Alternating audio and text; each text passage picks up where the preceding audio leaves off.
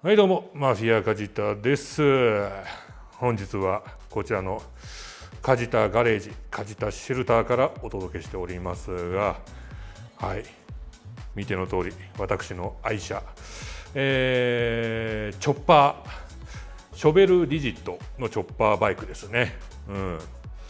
バイクとしての大枠で言うんだったら、いわゆるハーレー・ダビッドソンのエンジンを積んでいるバイクなんですけれども、そのいわゆるショベルヘッド、おそらく60年代から70年代くらいのエンジンですよね。だいぶ古いっちゃ古いんですけれども、全然平気で現代でも乗れるような優秀なエンジンです。でこのバイクなんですけれども、皆さんがそのイメージとして思い描いているハーレー、バイクにあまり詳しくない人でも多分ハーレーといえばこんな感じかなっていうバイクともまた違った形に見えると思うんですね。それはなぜかっていうと、このチョッパーっていうカスタムが特殊でして、いわゆるチョップ、切り落とすとかそういう意味なんですけれども、元のバイクからいろいろ不要な部分とか、自分が乗る上ではこれいらねえよっていう部分とかをバンバン切り落としちゃって、自分流にカスタムしちゃったバイクを、大枠でチョッパーというんですね。でこのバイク自体はですね、俺が購入した段階からもうだいぶいじられてたんですけれども、なんでそもそもこういうバイクに乗ってるのかっていう話をすると、もともと俺は映画に出てくる車とかバイクが好きだっていう話は以前からしてると思うんですね。でチョッパーバイクで言うんだったら、もうそれこそヒットとなる映画はイージーライダー、こちらのポスターでもね、貼ってあったりするんですけれども、イージーライダーという、バイカー2人がどこかにある自由を求めて、アメリカを旅するロードムービーになってるんですけれども、映画史に残る名作なんですよね。ただ世代的には俺よりだいぶ上の世代の人たちが好む映画ではあるんですけど、俺もね、もうその年代とか関係なくイージーライダーを見た時にすごい胸に迫るものがあって、俺もこういうバイクでどっかに自由を探しに出かけてって昔から思ってたんですよ。でいよいよ免許取るぞってなった時に、もう速攻で買ったのがこちらショベルリジットのチョッパーだったんですね。でショベルまだ意味わかると思うんですけど、リジットって何かっていうと、いわゆるリジットフレームのことで、そのリジットフレームっていうのがですね、いわゆるサスペンションがない設計のバイクなんですよ。もうフレーム自体でその衝撃を吸収するっていう、いやもう乗り心地で言うなら、一般論で言うんだったら乗り心地は最悪だと言われています。ただ個人的な感覚としては、俺ハーレー、例えばロードキングとかも乗りましたけれども、今の現代のねバリバリサスペンションの効くバイクよりもこっちの方が好きでした。段差とか乗った時にもう肛門をねじ上げられるような衝撃が来るんですけれども、ゴリンゴリンともう肛門がどうにかなっちゃうような衝撃来るんですけど、それも含めてそのバイクにすげえ乗ってる感が強いんですよ。ガッツンガッツン来るんですよ、衝撃が。で路面の状況もダイレクトに伝わってくるんですね。振動とかもう振動を吸収する機構も全くないんで、もう手もねずっとマッサージ機握ってるようなもんですし、体中ブルーなんですよ。もう人間バイブですわ本当に。これに乗ってるだけで人間バイブ状態なんですけれども、それも含めてその自分が思い描いていたチョッパーっていうものの乗り心地を今俺は全身で味わえてるなっていうたまらない気持ちになるんですね。要はロールプレイですよね。チョッパー乗りとしてのロールプレイがものすごく、ちゃんとできるバイクというかで、フレームだけじゃなくてこのフォーク見てください。これガーターフォークっていうんですけれども、見ての通りね、分厚い鉄板でできてるんですね。で普通バイクのフォークって皆さん、見慣れてるのなんか丸い棒状のやつで、それがね沈んだり浮いたりして衝撃吸収する、いわゆるテレスコっていうのをよく見かけるじゃないですか。それとは全く違うんですよ。チョッパー乗りの間ではいわゆるスプリンガーフォークっていうでっかいスプリングで衝撃を吸収するフォークが有名なんですけれども、これはそれよりさらにマニアックといえばマニアックというか、機構としては古いガーターフォークって呼ばれるものなんですね。初めて見た時はね、こんなもんで本当に走れんのかなって思ったんですけれども、唯一無二じゃないですかこのスタイル。もうかっこよくてね、これはもう物は挑戦だと思って買って乗ってみたらいい。正直ロードキングとか、今の新しいハーレーよりも俺はこっちの乗り味が好きでした。なんでね、ずっともうこっちばっか乗ってるんですけれども、このバイクがですね、もともとのカスタムからさらに俺がもう自分流にいろんなもの付け足したりとか入れ替えたりとかしてカスタムした後がこれなんですよ。最初ね、決め手になったのがこのタンクの形。これコフィンタンクって言って棺桶の形をしてるんですね。いわゆる海外のコフィン、棺桶の形をしたタンクになってるんですね。で、それでいて、ガーターフォーク、これはもう買った時まんまです。ガーターフォーク、そして、このシートですね。斜めにせり上がったようなこの3段シート、これなんていうのかな、多分キング&クイーンシートっていうのかな、多分そんな名前だと思うんですけれども、日本風に言うと3段シートなんですかね。でこの辺りのスタイルを見て、ああいいなと思って購入したんですよ。でね、そこから何をいじったかっていうと、まずハンドルを入れ替えましたよね。俺はこのエイプハンガーっていうハンドルがずっと好きで、他のねロードキングとかもこのタイプのやつに乗ってるんですけれども、この元々はですね、これついてるのがラピッドハンドルかな。チョッパーらしいんですけど、こういう角度のハンドルだったんですよ。こういう風に乗る。でそれがね、手首の角度とか俺の体にどうしても合わなくて、それ自体を想定して作られたこういうねライザーとかだったんですけれども、無理くり別のハンドルに付け替えてこのエイプハンガーに取っ替えたんですよ。スタイル的にどうなのかなと思ったら悪くないでしょ。意外とちゃんとはまってると思うんですよ。でこれに取り替えた時からもうすんごい乗りやすくなった。やっぱり俺の体にはこっちのスタイルの方が合ってるんですよ。こういう体勢で乗るバイク、そもそもこういう体勢で乗るチョッパー乗りに憧れてたんで、やっぱこの形じゃないと俺はチョッパーじゃないなと思って、自分の想像する最高のチョッパーを目指してカスタムしてるんですね。でその上でですね、こちらのちょっと折りますけどね、フットボード、これもねもともとついてなかったです。もともとはね1本のバーで、構築されてたんですけれども、これなんでフットボードをつけたかっていうと、俺足がねでかいんですよ。見ての通り足がでかいんで、長距離とか乗るときにちゃんと足を乗せられるフットボードにした方がよりこのバイクで遠出ができるっていうふうに考えたんですね。で実際フットボードを取り付けてみたらバッチリ、やっぱりねだいぶ楽になりました。たださっき言ったように、衝撃を吸収しないんでものすごいしびれるんですよ。このフットボードがビリーってずっと、よくあるじゃないですか、健康器具で台があってその上に乗るとブーって震えるやつ、あれにずっと乗ってるような感じだから、長時間乗ってると足の血流がおかしなことになりますけれども、でもそれでもやっぱりバーよりは乗り心地よくなったんですよ。でその上でシフター、これねシーソーペダルっていうんですけれども、もともとねこのバイクシフト逆なんですね。普通は前に押すことで一足に入るんですよ。これ後ろに押すと一足に入るんですよ。もともと逆シフトになってるんですけれども、それを踏まえた上で逆シフトのまんまシーソーペダルにしたんですね。つまり止まるときは後ろにガチャガチャガチャって入れて止まって、で上げるときは前をガチャガチャガチャって踏む。これがね思ったよりも快適だった。正直ねチョッパーっていうカスタムの本流から言うんだったら余計なものを切り落とすのがチョッパーなんで、こういったね目立つパーツを取り付けるのは少々邪道ではあるんですよ。邪道ではあるんですけれども、そもそも俺はそんなチョッパー文化自体に対して、こうでなきゃいけないっていうのはなくて、自分が想像する、自分が乗りやすい、それであればもう自分にとっての最高のチョッパーかなって考えてるんで、特に気にせずこういうものを取り付けました。その上でこちらライトはですね、もともとはねスクエア型だったんですよ。四角かったんです。チョッパーの流行り廃りっていうのもあるらしくて、ちょうどこのチョッパーが作られた時代は四角いスクエアなライトが流行ってたっぽいんですね。ただ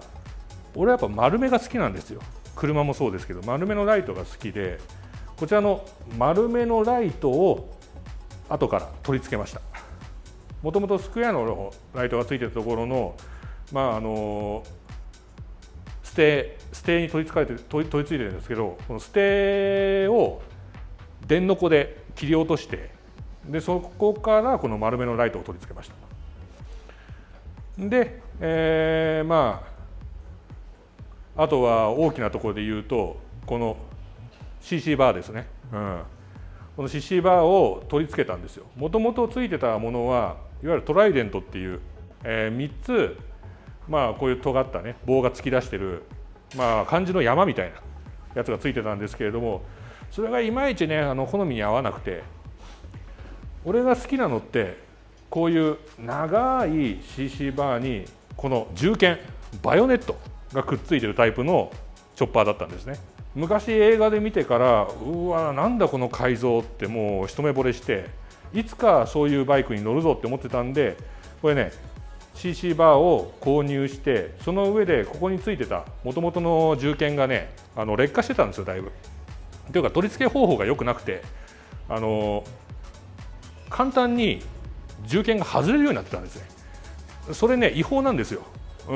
カスタム的にはだいぶ危なくて、すぐ銃剣が抜けるようになってると、それ銃刀法違反なんですよね。だからそれはちょっと良くないなと思って、あと銃剣の形も好みじゃなかったんで、自分でねこれ旧日本軍の銃剣なんですけれども、これのレプリカを購入してここに溶接して取り付けました。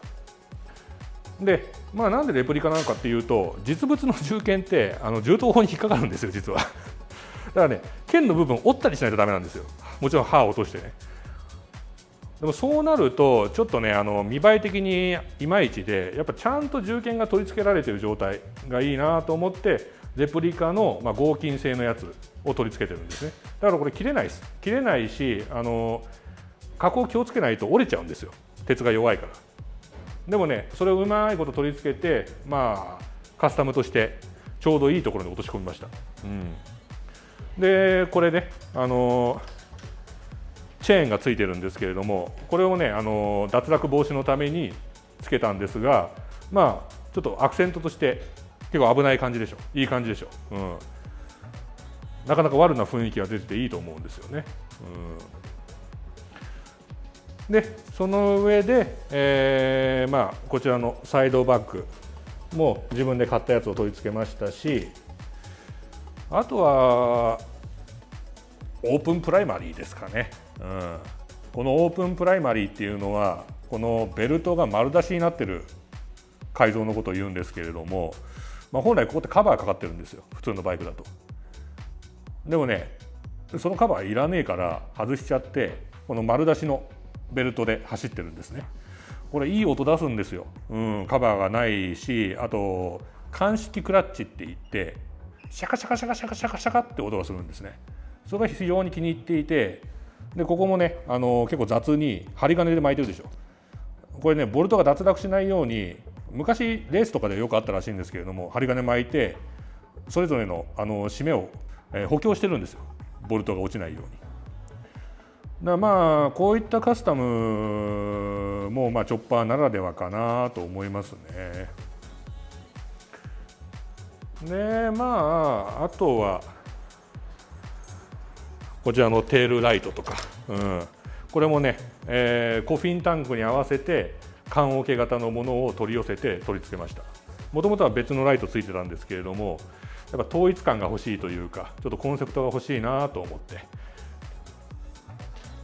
なかなか強烈なメッセージが書いてありますんでね、モザイクだと思いますで、こちらのですねキックスタンド、これねキックでかける、もともとキックでかけるバイクなんですよ。こうやってガンって踏んでエンジンかけるんですけれども、そのキックスタンドも、自分の好みの形のやつ購入して取り付け直して、ただね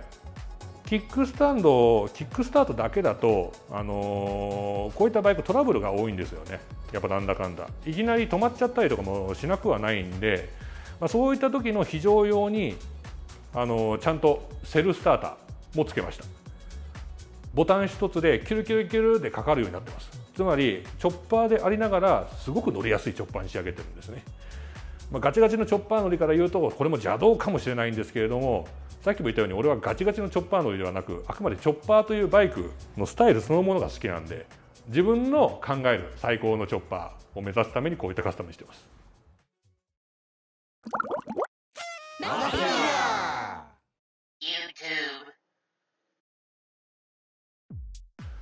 さあ、そしてですね、こちらマフラーがまた特徴的だと思うんですけれども、この2本のマフラー斜めにね、先っぽがカットされてますね。これね、日本で言うんだったらいわゆる竹槍マフラーって呼ばれるものだと思うんですよ。まあ多分暴走族とかのバイクとかでよく見かけたと思うんですけれども、実はそのカスタムの源流もチョッパーから来ていて、もともとチョッパーでこういうマフラーにするカスタムっていうのがあったんですね。で流行りかどうかっていうと全然流行りではないんですけれども、俺もね最初見た時に、このマフラーちょっといまいち気に入らなかったんですよ。なんかねちょっと俗っぽすぎる俗車に乗りたいわけではなかったんで、あと音もうるさそうだなって思ったんですよね。ただねその辺は、乗ってるうちに割と気にならなくなってきたというか、実はねこれ直感とかじゃなくてちゃんとねサイレンサーも入ってるから、音もねそんなめちゃめちゃうるさいってほどでもないんですよ。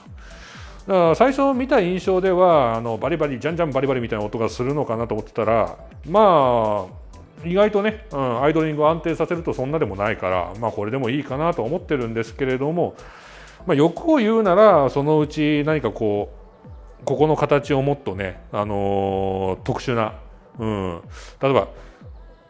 そのフィッシュテールじゃないですけれども、なんかフレーム型のフィッシュテールにしたりとかもいいのかなってちょっと考えたりしてますね。現状ではね統一感取れてるんで割と気に入ってます。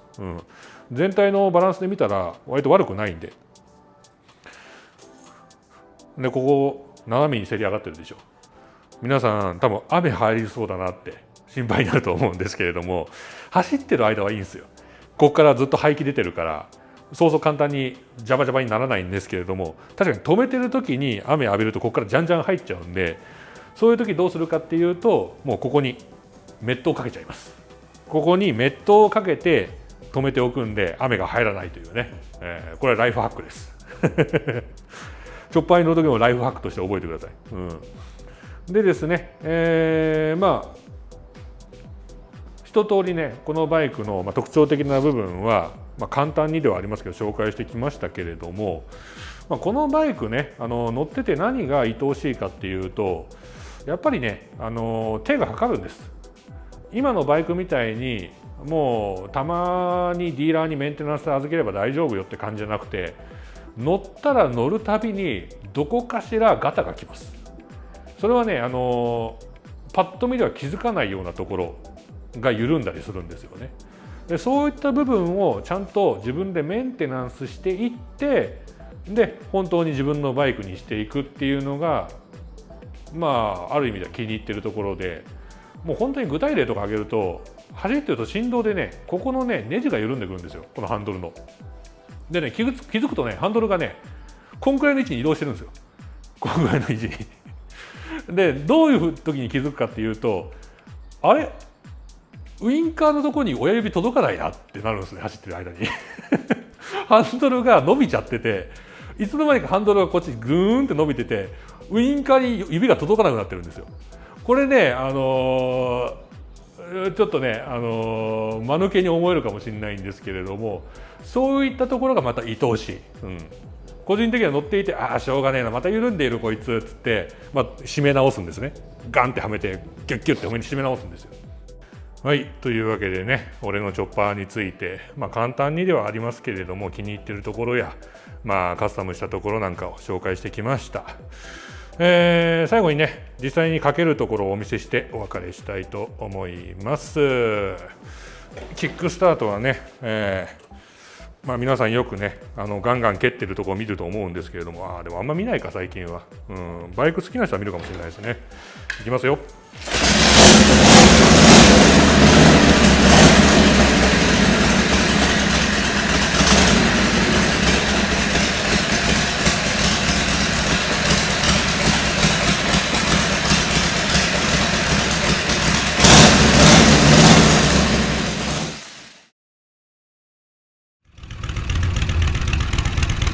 マフィアガチャの YouTube チャンネル登録とグッドボタンをよろしくお願いします。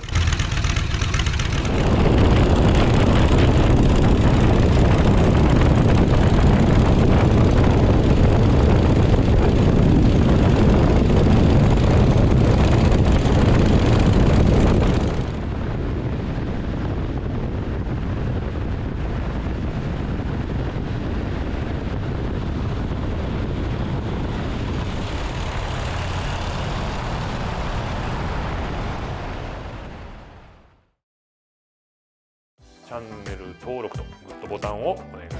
ます。